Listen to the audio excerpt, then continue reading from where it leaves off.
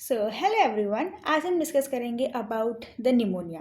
ठीक है, तो निमोनिया स्टार्ट करने से पहले आपको बता दूं कि at the end of this video आपको मैं जो नोट्स में से पढ़ाऊंगी उसका पिक आपको एट द एंड मिल जाएगा। ठीक है, तो आप उसका स्क्रीनशॉट लेके आगे उसको रिफ़र कर सकते हो। तो मतलब अभी आपको सिर्फ और सिर्फ समझना है, एक्सप्लेनेशन पे ध्यान देना है। At the end of this video आपको नोट्स अवेलेबल हो जाएंगे। तो निमोनिया सबसे पहले तो होता क्या है? Infection that inflames the air sac in one or both lungs which may fill them with fluid or pus। Means यहाँ पे क्या हो रहा है? निमोनिया में क्या होता है? लंग में इन्फेक्शन होता है। इन्फेक्शन होने की वजह से क्या होगा? इन्फ्लामेशन होगा। इन्फ्लामेशन किसका होगा यहाँ पे? Inflammation of the air sac, bronchial and the air sac. Inflammation of the bronchioles and particularly the air sac. यहाँ पे एयर सैक का इन्फ्लामेशन होगा विथ जिसमें एक में भी हो सकता है या फिर दोनों लंग्स में भी हो सकता है। विच में feel them with fluid particularly the पस। वो एयर सैक को जो पस है वो एयर सैक में फिलअप हो जाएंगे। ठीक है, ऑफकोर्स उसकी वजह से क्या होगा? डिसिप्निया होगा, डिफिकल्टी इन ब्रीदिंग होगी क्योंकि एयर सैक के अंदर पस फिलअप हो जाएगा बिकॉज ऑफ द बैक्टीरियल और वायरल और sometimes fungal infection. Now this is cause by what? Of course microbes. ना अभी ये आपको पिक्चर दिख रहा है, यहाँ पे क्या होता है नॉर्मली लंग्स में? This is the alveoli। ठीक है, alveoli के क्या होता है? आसपास होते हैं alveoli के आसपास कैपिलरीज। ठीक है, और वहाँ से क्या होता है? गैसेस एक्सचेंज होता है। ठीक है, जो भी alveoli में O2 आएगा, जो भी एयर आएगा, फिर यहाँ से गैसेस एक्सचेंज होगा। ठीक है, फिर वो कहाँ जाएगा? कैपिलरीज में जाएगा। नॉर्मली होता है। ठीक है, अब यहाँ से एयर या फिर माइक्रोब्स जब भी लाइक मान लो कि जा रहा है अंदर, इनटू ट्रैकिया जा रहा है। ठीक है, सो क्या होगा? हमारे जो लंग्स होते हैं उसमें नेचुरल प्रोटेक्शन होता है हमारा। ठीक है, अब वहाँ पे डिफेंस मैकेनिज्म्स होते हैं बहुत सारे जो प्रिवेंट करते हैं जो भी बाहर के माइक्रोब्स है उसको लंग में अंदर एयर सैक में एंटर होने से प्रिवेंट करते हैं। ठीक है, ताकि इन्फेक्शन ना हो, ताकि बाहर का कोई फॉरेन पार्टिकल अंदर ना आए, और अगर आ भी गया तो उसको बाहर निकलवा देते हैं। किस तरह से? We have for protection we have coughing reflex. Of course मान लो कुछ भी गलती से मान लो आप लाइक कोई भी आपके सांस की नली में कुछ भी एक्स्ट्रा फॉरेन पार्टिकल या फूड पार्टिकल चला जाता है तो क्या होता है? गैग रिफ्लेक्स की वजह से, कफ रिफ्लेक्स की वजह से वो जो है बाहर आ जाता है। Mucociliary escalator. ठीक है, यहाँ पे क्या होता है? हमने डिस्कस किया था पहले कि जो ट्रैकिया ब्रोंकियल्स होते हैं उसके लाइक उनमें होता है pseudostratified ciliated columnar epithelium. Pseudostratified ciliated columnar epithelium. तो कॉलमनार सेल्स होंगे, बीच बीच में गॉबलेट सेल्स भी होंगे। ठीक है, अभी जस्ट रफ ड्राइंग कर रही हूँ मैं। ठीक है, pseudostratified ciliated columnar epithelium means ऊपर क्या होगा? क्या होगा इनके? सीलिया होगा। ठीक है, और म्यूकस भी प्रेजेंट होगा। ठीक है, तो क्या करेंगे? सीलिया क्या करेंगे? इस तरह से मूवमेंट करेंगे तो जो भी फॉरेन पार्टिकल होगा वो म्यूकस जो होगा यहाँ पे उसमें ट्रैप हो जाएगा, और सीलिया के थ्रू, सीलिया एस्केलेटेड म्यूकोसिलरी रिफ्लेक्स के थ्रू वो क्या होगा? बाहर निकल जाएगा। ट्रैकिया से ऊपर की तरफ जाके बाहर निकल जाएगा बॉडी के। या फिर मान लो गलती से पहुंच गया यहाँ तक, किसी तरह उसने जो फॉरेन पार्टिकल है वो चकमा दे के किसी तरह से तो एयर सैक के अंदर पहुंच गया। ठीक है, अब क्या होगा? वहाँ पे भी हमारी सेना खड़ी है। वहाँ पे क्या होगा? आल्वुलर मैक्रोफेजेस होती है। आल्वुलर मैक्रोफेजेस क्या करेंगे? वो फॉरेन पार्टिकल को डिस्ट्रॉय कर देंगे। ठीक है, तो ये हमारे प्रोटेक्शन मैकेनिज्म्स होते हैं। नाउ इफ ये हम आगे डिस्कस करेंगे, लाइक मैंने यहाँ पे क्यों समझाया, आगे आएगा कि भाई जब बॉडी में प्रोटेक्शन मैकेनिज्म कमज़ोर हो जाता है या फिर और कोई रीज़न की वजह से निमोनिया हो जाता है। So if microbes, now it is caused by what? Microbes. ना इफ माइक्रोब कोलोनाइजेस द ब्रोंकियल्स और द एल्वुलाई, मीन्स यहाँ पे कहीं पे लाइक कोलोनाइज कर गया बाहर से, मैंने कहा ना, मान लो कि चकमा दे के अंदर आ गया, या फिर इम्यून सिस्टम जो है बॉडी की, मोस्टली कब होती है? जब इम्यून सिस्टम जो बॉडी की होती है वो कमज़ोर हो जाती है। ठीक है, तब होता है। तो क्या होगा? बॉडी के अंदर आ गया और यहाँ पे क्या किया? माइक्रोब्स ने कोलोनाइज कर लिया ब्रोंक्यूल्स या फिर एल्वुलाई वाले एरिया में। नाउ क्या होगा? वो लंग टिश्यू को इन्वेड करके अंदर आएंगे and they cause inflammatory response. They will cause what? They will cause inflammatory response, क्योंकि मेन निमोनिया होता क्या है? It is the inflammation of the air sac. ठीक है, so it causes the inflammatory response. ठीक है, और टिश्यू, ये टिश्यू लिखा है। ठीक है, टिश्यू, टिश्यू के अंदर क्या होगा? क्या एक्यूमुलेट होगा? क्या प्रेजेंट होगा? WBC, because of this inflammation. क्या क्या दिखेगा आपको? WBC होगा, वहाँ पे प्रोटीन्स होंगे, फ्लूइड होगा। पस होगा, आरबीसी होगा, ठीक है। ओके, तो अब माइक्रोब्स की बात कर रहे हैं हम, तो कौन कौन से माइक्रोब्स एक्चुअली कॉज करते हैं निमोनिया? तो वायरस कर सकता है, that is the influenza virus. Most commonly bacteria से होता है, for example Streptococcus pneumoniae, Haemophilus influenza, staphylococcus aureus, mycoplasma pneumoniae, chlamydia pneumoniae, Legionella pneumoniae, ठीक है। ये सबके पास क्या होता है, सेल वॉल नहीं होता है, इनके पास सेल वॉल नहीं होता है, and they cause what, they cause atypical और वॉकिंग निमोनिया, ठीक है। यहाँ पे वेक सिम्टम्स दिखते हैं लाइक फटीग, ठीक है। तो इनके पास सेल वॉल नहीं होते, दे कॉज व्हाट, एटिपिकल या फिर walking pneumonia. Very important, MCQs में पूछा जाता है, ठीक है। और एक और होता है माइकोबैक्टीरियम, वो भी कॉज कर सकता है, माइकोबैक्टीरिया भी कॉज कर सकता है निमोनिया। फंगस जो होता है बहुत रेयर कंडीशन में होता है, मान लो कि जो पेशेंट है वो बहुत इंटेंसिवली उसका इम्यून सिस्टम लाइक डैमेज हो गया है या फिर इम्यूनिटी बहुत लो हो गई है, तो हो सकता है फंगल इन्फेक्शन की वजह से निमोनिया हो। सो फॉर कौन कौन से फंगल इन्फेक्शन की वजह से हो सकता है? कोकिडियोआइडोमाइकोसिस, हिस्टोप्लाज्मोसिस, ब्लास्टोमाइकोसिस, क्रिप्टोकोकस, ठीक है। तो these all are the microbes which causes the pneumonia.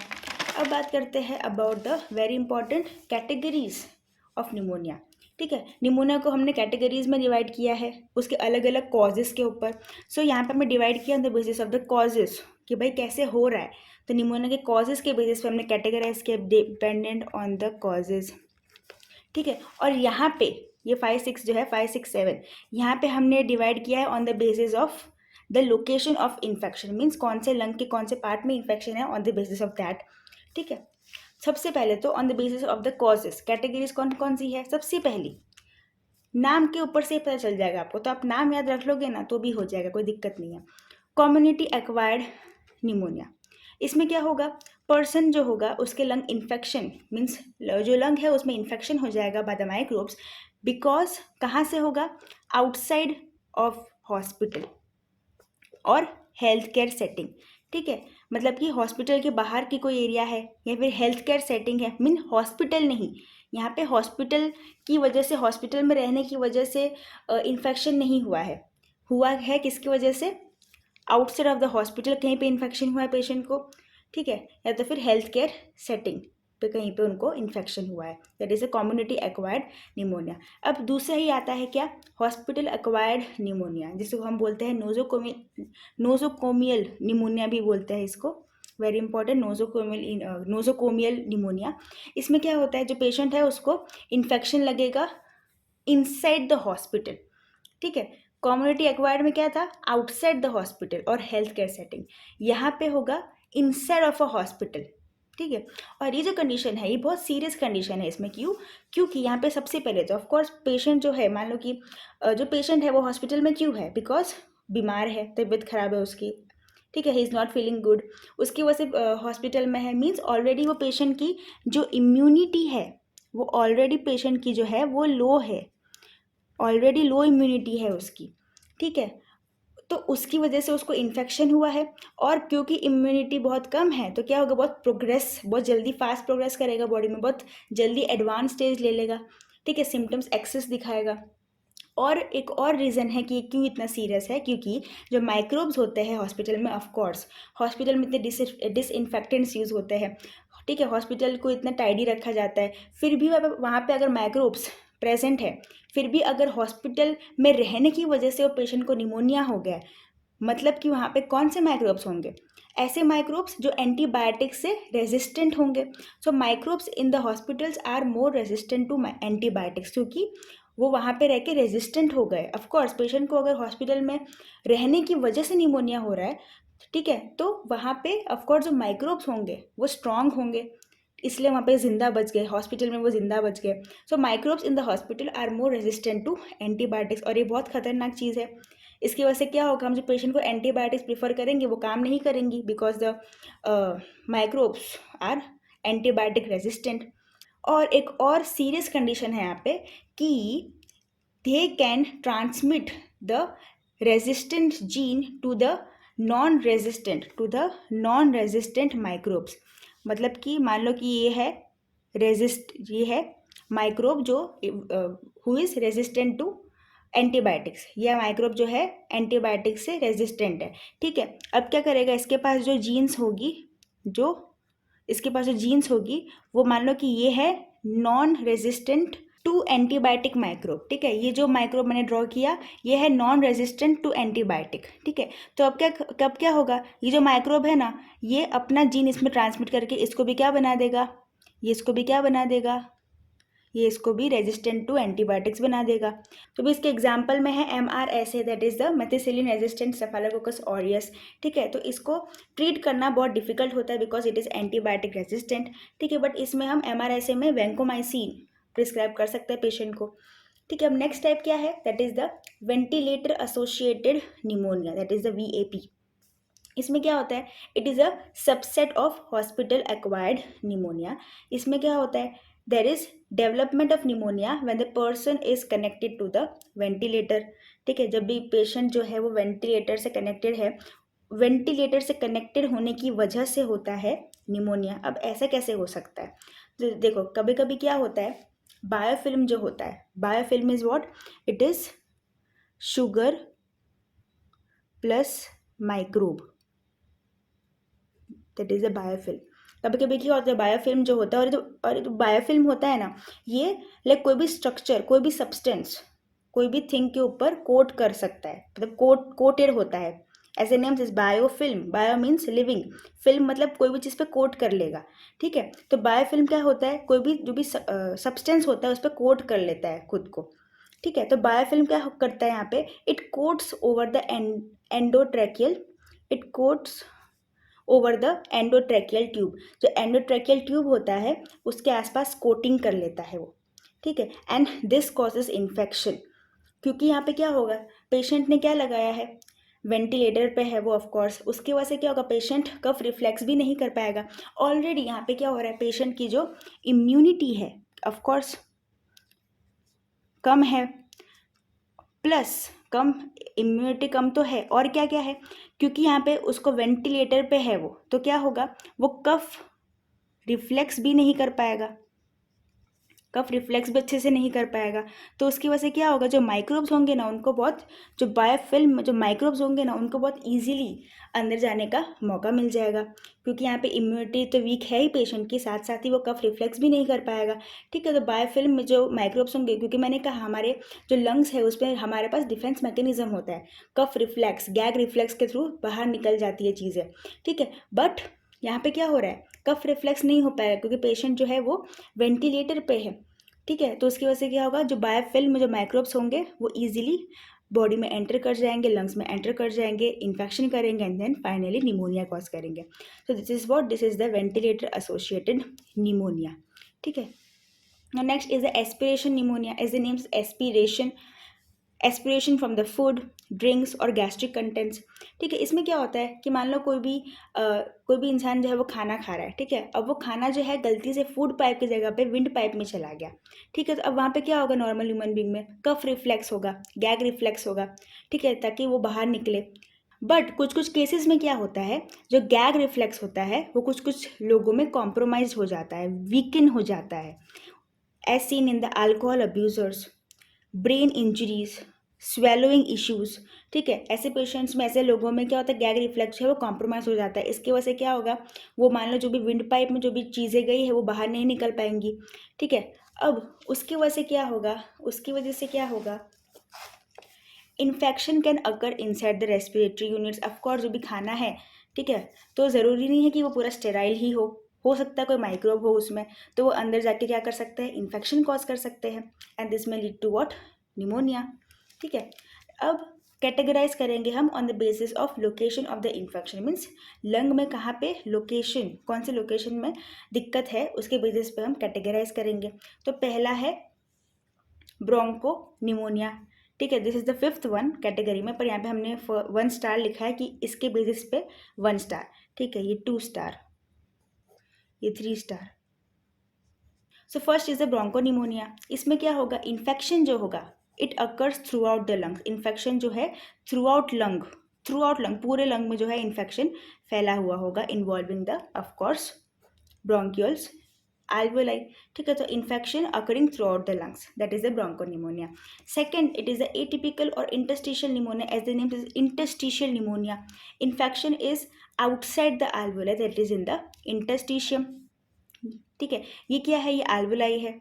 ठीक है, और ये जो है ये alveoli alveoli alveoli, ये सारे alveoli है.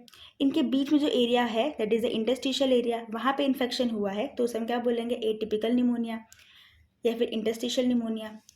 नेक्स्ट है lobar pneumonia, that is particular lobe जो होता है. हमें पता है कि जो राइट लंग होता है उसमें 3 लोब्स होते हैं, लेफ्ट लंग होता है उसमें 2 लोब्स होते हैं. ठीक है, तो पर्टिकुलर कोई लोब में इन्फेक्शन हुआ है या फिर consolidation of the whole lobe. ठीक है, तो क्या होगा, लोबार निमोनिया हुआ है. मीन्स एक पर्टिकुलर लोब जो है वो इंक्लूडेड है यहाँ पे, consolidation of the particular one whole lobe. So entire region is filled with fluid. यहाँ पे क्या होगा, the entire region is filled with fluid. ये पूरा रीजन क्या होगा, it is filled with fluid. Most commonly it is caused by the lobar pneumonia, is most commonly caused by streptococcus pneumoniae. अब इसमें इंपॉर्टेंट है, बहुत ज़्यादा इंपॉर्टेंट है, that is the stages. Lobar pneumonia में कुछ स्टेजेस में होता है ये चीज़. फर्स्ट स्टेज है द कि पूरे स्टेप्स है इसके. ठीक है, जो फर्स्ट स्टेप है, फर्स्ट स्टेज है वो है कंजेशन. ये होता है first to second day of infection. इसमें क्या होता है, जो ब्लड वेसल्स होती है और जो alveoli होती है, it is field with fluid. ठीक है, ब्लड वेसल्स और alveoli होगी, it is field with access fluid. ठीक है, तो इससे पहला क्या है, कंजेशन. एक्सेस फ्लूइड से भर जाएगा blood vessels and the alveoli. ठीक है, अब सेकेंड स्टेप पे आते हैं, that is the red hepatization. Red hepatization में क्या होता है, कब होता है, 3rd to 4th day of infection होता है. ठीक है, जो एक्सुडेट्स होंगे वो एयर स्पेस में, एक्सुडेट्स इंक्लूडिंग, एक्सुडेट्स के अंदर क्या क्या होगा, इनके अंदर होगा RBCs, red blood cells, neutrophils, fibrin. तो जो एक्सुडेट्स है वो एयर स्पेस के अंदर फिल होना चालू होंगे. ठीक है, और क्या करेंगे, and it will make them more solid. ठीक है, और इसको रेड हेपेटाइजेशन क्यों बोलते हैं, क्योंकि यहाँ पे क्या हो रहा है, जो लंग है उसका जो लोब है, जो लोब पर्टिकुलर अफेक्टेड है, वो लोब का कलर क्या हो जाएगा, around means somewhat reddish brown colour का, क्योंकि यहाँ पे आरबीसीज इन्वॉल्व है. तो रेडिश ब्राउन कलर का ये जो है लोब हो जाएगा. एंड बिकॉज यहाँ पे क्या हो रहा है, यहाँ पे एक्सुडेट्स फील हो रहे हैं inside the air space and making them more solid. तो समवॉट इनकी जो कंसिस्टेंसी, जो दिखने में होंगे ये थोड़े बहुत लीवर टाइप होंगे. दैट्स वाई लाल because of reddish brown because of RBCs, and hepatisation mean somewhat liver like, liver जैसे, because of this solid consistency of them. Solid दिखेंगे वो बिकॉज यहाँ पे क्या हो रहा है, एक्सुडेट्स जो हो रहे हैं, जो एक्सुडेट्स है वो फील हो रहे हैं इन द एयर स्पेसेस. ठीक है, अब नेक्स्ट के बारे में बात करते हैं. नेक्स्ट स्टेप है third step, that is the third stage, that is the grey hepatization. अब ग्रे हेपेटाइजेशन में क्या होता है, वो कब होता है, 5th to 7th day of infection. इसमें क्या होगा, जो लंग्स होंगे वो फर्म हो जाएंगे. और यहाँ पे जो सेकेंड स्टेज में क्या था, रेडिश ब्राउन कलर के थे, क्या जो लोब है वो, तो रेडिश ब्राउन से ग्रे कलर में चेंज हो जाएगा उनका colour, reddish brown to grey colour. That's why grey hepatization, grey colour change. Because यहाँ पे क्या हो रहा है, जो आरबीसीज होंगी ना, वो जो आरबीसीज एक्सुडेट्स में थी, it will break down. RBCs in the exudates break down, that's why reddish brown से ग्रे कलर हो जाएगा यहाँ पे. That's why called as grey hepatisation. And over here also the lungs are firm, that's why यहाँ पे क्या बोल रहे हैं हम, and they will give the appearance of liver जैसे दिखेंगे. That's why grey hepatisation. Final step, that is the fourth step, that is the resolution. ये कब होगा, 8 day to 3 weeks, 8 day to 3 weeks तक. एक्सुडेट्स जो थे they will get digested by the enzymes, macrophages, या तो कफ्ड अप हो जाएंगे. वो जो एक्सुडेट्स है वो एंजाइम्स डाइजेस्ट कर देंगे, मैक्रोफेजेस डाइजेस्ट कर देंगे, या फिर कफ्ड अप हो जाएंगे. ठीक है, तो ये थे 4 step, 4 stages, very important 4 stages of the lobar pneumonia. ठीक है, नाउ अब बात करते हैं रिगार्डिंग द सिम्टम्स कि निमोनिया में पेशेंट में कौन कौन से सिम्टम्स होते हैं, देखने को मिलते हैं. First of all dyspnoea, difficulty in breathing, chest pain because यहाँ पे हो रहा है इन्फ्लामेशन, प्रोडक्टिव कफ, पस या फिर ब्लडी स्प्यूटम दिखाई देगा. ठीक है, प्रोडक्टिव कफ. नेक्स्ट क्या है, सिस्टमिक सिम्टम्स लाइक फटीग, थकान, फीवर. ठीक है, अब डायग्नोज कैसे करोगे निमोनिया को, तो सबसे पहले तो फिजिकल एग्जामिनेशन. तो वो पेशेंट जो है ही और शी विल ब्रीथ क्विकली, जो ब्रीदिंग होगी उनकी बहुत फास्ट होगी, सो ब्रीदिंग क्विकली। और क्या होगा, वर्किंग हार्ड टू ब्रीथ, उनको बहुत डिफ़िकल्टी होगी ब्रीदिंग करने में, ठीक है। और क्या है, परकशन करने पे डल नोट आएगा, परकशन पे डल नोट आएगा, बिकॉज यहाँ पे क्या हुआ है, फ्लूइड, यहाँ पे क्या हुआ है, एक्सुडेट जो है वो फिलअप हो गए हैं, बिकॉज यहाँ पे क्या हुआ है, लंग कंसोलिडेशन हुआ है, ठीक है। चेस्ट एक्सरे करने पे क्या होगा, फर्स्ट ऑफ ऑल ब्रोंकोनिमोनिया, जो ब्रोंकोनिमोनिया था, ब्रोंकोनिमोनिया का एक्सरे देखोगे आप, तो उसमें patchy areas that spreads through out the lungs, patchy areas जो पूरे लंग के एरिया में दिखेंगे ऑफ कोर्स, क्योंकि पूरा लंग का एरिया जो है वो यहाँ पे अफेक्टेड था। नेक्स्ट है एटिपिकल निमोनिया, तो इसमें क्या होगा, the pattern is spread throughout the lungs and particularly they are concentrated in the perihilar region, perihilar region जो होगा वहाँ पे उनका कॉन्सेंट्रेशन होगा, पर जो पैटर्न है it is spread throughout the lungs, ये लिखा है pattern is spread throughout the lungs, ठीक है, and concentrated in the perihilar region, ठीक है। और यहाँ पे क्या होगा, लाइन शेप्ड ओपेसिटीज दिखाई देंगी, रेटिकुलर या फिर लाइन शेप ओपेसिटीज दिखाई देंगी in the atypical pneumonia. Lobar pneumonia में क्या दिखेगा, फ्लूइड, ऑफकोर्स फ्लूइड क्या होगा यहाँ पे, it is localise to single lobe. अब tactile vocal fremitus, tactile vocal fremitus करोगे तो क्या होगा, इंक्रीज्ड टेक्टाइल वोकल फ्रेमेटिस होगा यहाँ पे, मतलब कि वाइब्रेशंस जो होगी वो ज़्यादा आएंगी, so increase tactile vocal fremitus होगा यहाँ पे। लेट इंस्पायरेटरी क्रैकल्स, क्रैकल्स भी सुनाई दे सकता है, लेट इंस्पायरेटरी क्रैकल्स, ठीक है। ब्रोंकियल ब्रीथ साउंड से आप लाइक डायग्नोस कर सकते हो, ब्रोंकियोफोनी करके डायग्नोस कर सकते हो, और एगोफोनी से भी डायग्नोस कर सकते हो ना। अब आते हैं last, that is the treatment, treatment of the pneumonia ना। Treatment of the pneumonia depend करता है उसकी सीवियरिटी पे कि वो कितना सीवियर है। तो हम क्या, सबसे पहले तो हम क्या दे सकते हैं, ऑफकोर्स क्या देंगे, एंटीबायोटिक्स देंगे, ठीक है। अगर पेशेंट को बैक्टीरिया की वजह से हुआ है तो एंटीबायोटिक्स देंगे, वायरस की वजह से हुआ तो एंटीवायरल देंगे, फंगस की वजह से हुआ तो एंटी फंगल देंगे ऑफकोर्स। सो एंटीबायोटिक्स में हम कौन कौन सा देंगे, amoxicillin, it is the first line, azithromycin, macrolide दे सकते हैं, फ्लोरोक्विनोलोन्स दे सकते हैं, कफ सप्रेसेंट हम पेशेंट को प्रोवाइड कर सकते हैं लाइक डेक्स्ट्रोमेटोर्फिन, पेन मेडिकेशंस हम दे सकते हैं क्योंकि चेस्ट पेन हो रहा है, ठीक है, like paracetamol, like ibuprofen, like NSAIDs भी प्रोवाइड कर सकते हैं हम, ठीक है, पर स्टेरॉइड्स अगर ज़्यादा ना दो तो अच्छा रहेगा। So this was about the pneumonia. अब मैं आपको इसके नोट्स प्रोवाइड कर दूंगी।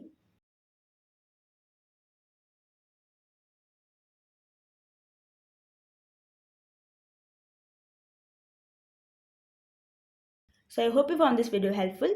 Thank you so much.